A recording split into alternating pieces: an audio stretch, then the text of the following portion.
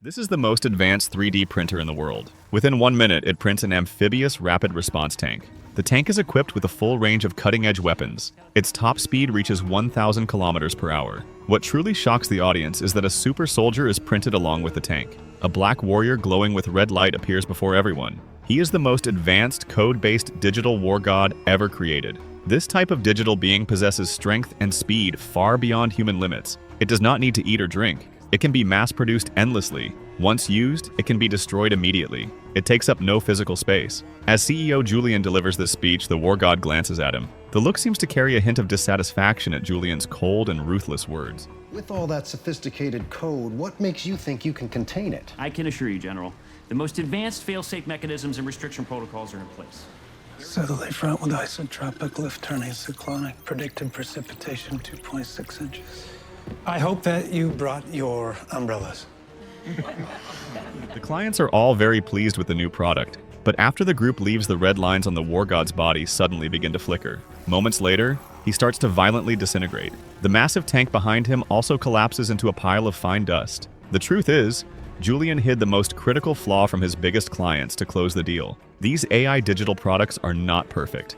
In the real world, they can only survive for 29 minutes. Julian has no choice. If he can find the perpetual code, the problem can be solved. Just then, the war god who had died in the real world suddenly takes a breath. He comes back to life. The world he exists in is the electronic network where digital beings live, and the war god is the core control program of that world. This is the most advanced artificial intelligence ever created by humanity, codenamed Ares. But Ares has a fatal flaw. It can exist in the real world for only 29 minutes. When the countdown reaches 0, it turns into dust and vanishes. To fix this problem, a piece of permanent source code is required, and that code is known only to the Incom Corporation. Julian hacks into Incom's servers trying to steal all data related to Eve. He hopes to find clues hidden inside the code. He assigns the mission to Ares. Ares leads the team as they infiltrate Incom's virtual fortress. They blast a massive hole through the wall. Ares and the entire squad dive inside. The team quickly takes down the guards. They reach the main database. Ares orders his men to stand by outside. He enters Incom's data core alone, a vault filled with enormous amounts of information.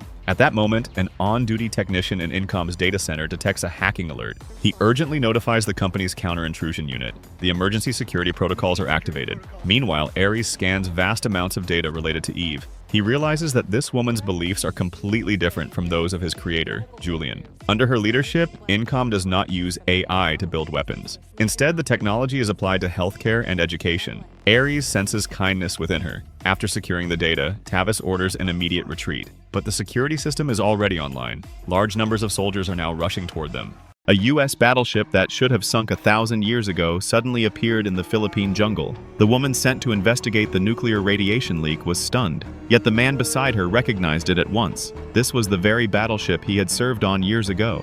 They boarded the ship. Soon, they discovered large amounts of translucent organic matter. It seemed the vessel had merged with nature itself. Then they saw the bodies of the crew. The man was overwhelmed with emotion, as these had been his comrades. As they prepared to retrace their steps and leave the passage, they came through suddenly filled with a sticky liquid. Clearly, something had just passed through. Sensing danger, the man immediately pulled the woman to find another way out. But in the next instant, a massive black claw tore through the hull and pinned him down. The woman rushed to rescue him, but no matter how hard she tried, she couldn't free him. At the critical moment, their teammates arrived just in time. Together, they managed to pull the man out. Everyone quickly jumped off the battleship, but in the next second, the hull completely tipped over, crashing toward the three of them.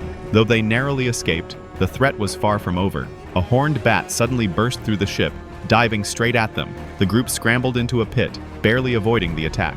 The bat flew back to the top of its nest. Unexpectedly, the woman showed a look of excitement. This meant that the legendary Titan beasts from folklore were real. The 100-meter-tall insect queen did not loosen her grip on the white sphere until the very second she died. The white sphere suddenly appeared before humanity. Computer scans revealed that its material did not originate from Earth. It did not even possess a magnetic field. While experts were analyzing it, a researcher placed both hands on the surface of the sphere. Unexpectedly, the white sphere was activated. A proton beam emitted from the sphere was transmitted beyond the Milky Way. An insect queen who had slept for tens of thousands of years awakened. She stood before a star map. The signal source came from an asteroid near Earth. The queen equipped her exoskeletal armor. she prepared to travel to Earth to reclaim the White Sphere. After decades of interstellar war, humanity had survived. Using alien technology, scientists built a matrix defense system in near-Earth orbit. They even established a military combat base on the moon. However, on the very day humanity celebrated the 20th anniversary of defeating the aliens, a massive spacecraft appeared on the far side of the moon.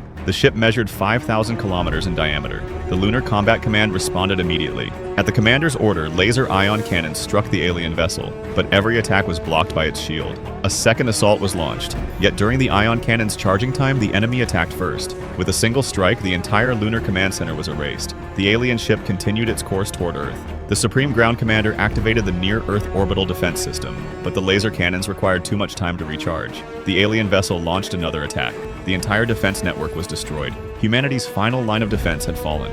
A spacecraft larger than the moon was racing straight toward Earth. Before the orbital cannons could even activate, they were completely destroyed. Minutes later, the colossal alien ship descended onto the planet. Every building on the surface was ripped from the ground and sucked into the air over 3,000 meters high. The alien vessel then deployed its landing struts, stabbing deep into the planet. The impact triggered world-ending tsunamis. The entire Atlantic Ocean was crushed beneath its massive hull. Next, the alien ship activated its ion drills, preparing to bore through the Earth's core. Their goal was to harvest the planet's energy. Military intelligence soon discovered the invaders had a hive-like social structure. If the alien queen was killed, all other raiders would die instantly. Tens of thousands of fighter jets were launched toward the target. Before they could even get close, laser weapons from the ship opened fire. Small attack craft followed up with a devastating counterstrike. The human forces were completely outmatched. One man discovered an entrance to the alien ship. Without hesitation, he led his team straight inside. They planned to attack the invaders from within, but it turned out to be a trap set by the alien queen. The moment they released their payload, a shockwave cut all power to their aircraft. Even self-destruction was impossible as the blast was contained by a protective force field. Then another shockwave erupted from the ship.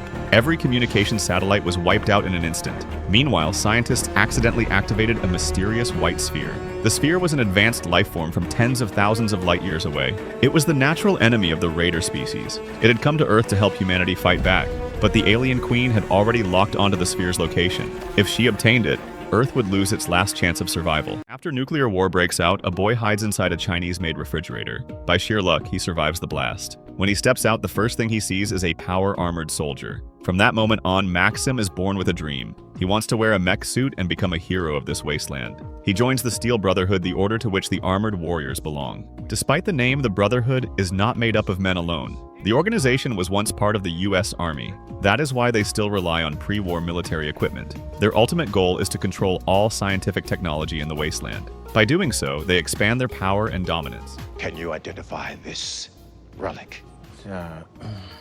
Rotor? A circuit. The ability to defend yourself is but one part of your training.